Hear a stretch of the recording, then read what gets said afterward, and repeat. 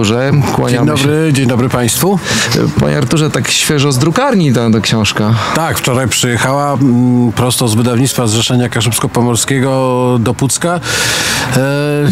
Udało się na czas. Udało się na czas, właśnie. Taki e-mail otrzymałem od wydawcy. Udało się na czas, dokładnie, bo to różnie dzisiaj bywa. No, dzisiaj odsłonięcie tablicy upamiętniającej właśnie Stanisława Cygierta, więc no, ta książka idealnie pod rękę, można powiedzieć. Panie Arturze, tak jak zwykle każdego autora należy zapytać o inspirację na początku. Skąd wziął się pomysł w ogóle na tą książkę? No tutaj zdecydowanie spiritus movens powstania tej książki, jak i w ogóle całej uroczystości, na której dziś jesteśmy, czy przed którą jesteśmy właśnie, to jest rodzina pana Stanisława Cygierta, a syn Marek Cygiert, z którym kiedyś razem pracowaliśmy i który szukając osoby, która mogłaby napisać biografię jego ojca, dotarł również do mnie i zapytał, czy byłbym zainteresowany, a tak się jakoś składa, że ja od 30 lat mniej więcej pracuję z biografiami kaszubskich działaczy, więc również dlatego, że jest to mój warsztat historyka, badacza tożsamości kaszubskiej, ale także z tego powodu, że ja osobiście znałem Stanisława Cygierta. Jeszcze na początku lat 90. mieliśmy okazję kilka razy się spotykać, rozmawiać, więc tym bardziej mnie to zachęciło do tego. Właśnie chciałem dopytać, czy miał pan tą okazję jako wieloletni działacz, miał okazję pan osobiście zetknąć się z naszym dzisiejszym bohaterem. Skoro tak, to zapytam, jaki to był człowiek?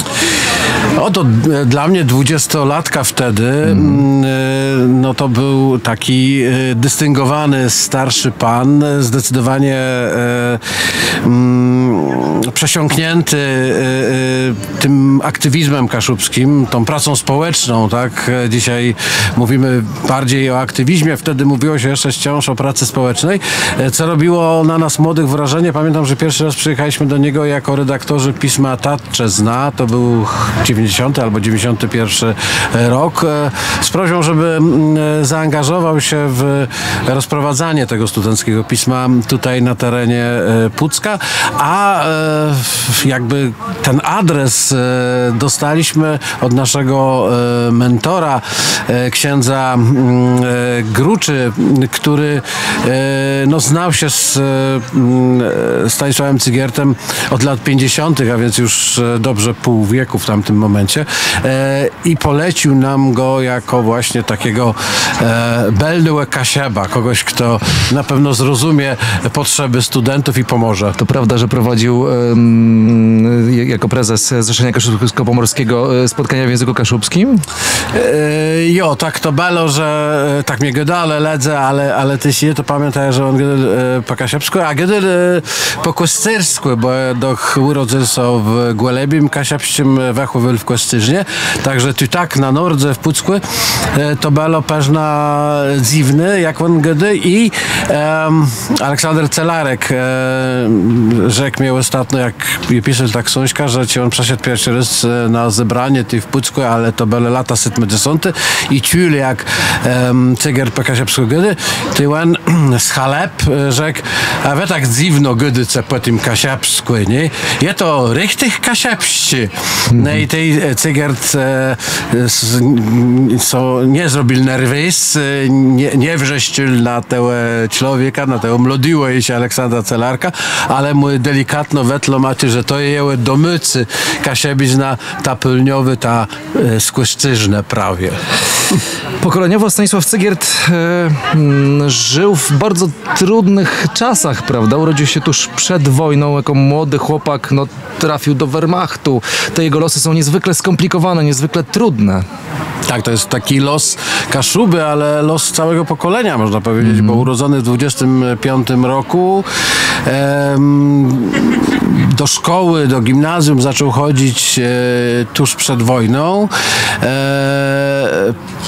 1939 roku jesienią jego nauczycieli, mentorów, między innymi poetę kaszubskiego, księdza Leona Hejkę, Niemcy rozstrzelali w październiku w Lesie Szpęgawskim. Jego rodzina była zmuszona, tak jak setki tysięcy Pomorzan, do podpisania Volkslisty, niemieckiej listy narodowościowej, a on sam w konsekwencji tego w 1942 roku, jak tylko skończył 18 lat, został powołany do Wehrmachtu. Ta książka składa się z 3 części. Pierwsza to jest ta biografia przeze mnie napisana, ale druga, chyba najciekawsza, to są wspomnienia Cygierta, gdzie on właśnie dokładnie opisuje te swoje losy w Wehrmachcie i jeden tylko fragment, kiedy po szkoleniu w Danii ci młodzi chłopcy trafili